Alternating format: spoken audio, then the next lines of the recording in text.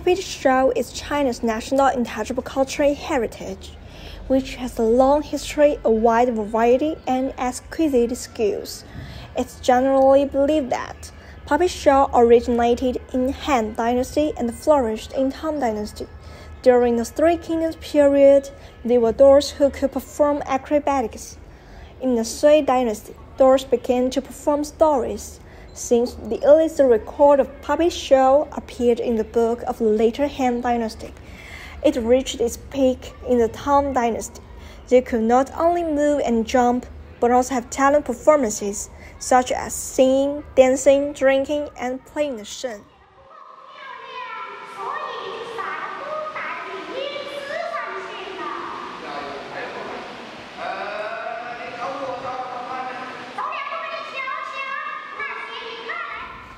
Puppet art is stunning. In addition to the wonderful performances of the artist, the puppet plastic arts and operating equipment are also an important aspect to attract the bored audience. The plastic arts focus on the sculpture and the design of puppet. The key parts are all decorated with strings, up to more than 30 strings and at least 10 strings.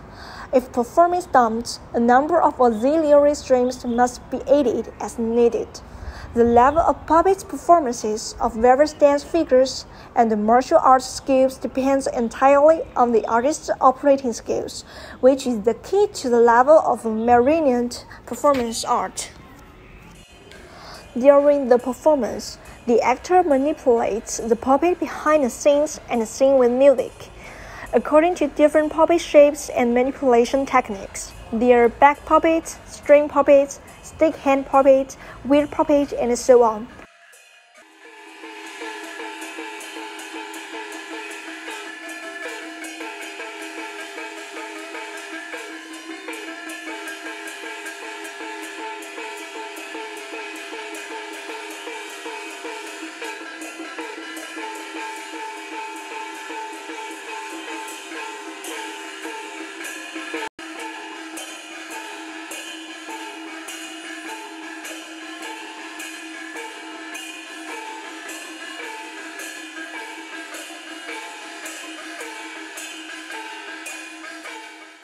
In the era of land of entertainment, puppetry has brought great happiness to people.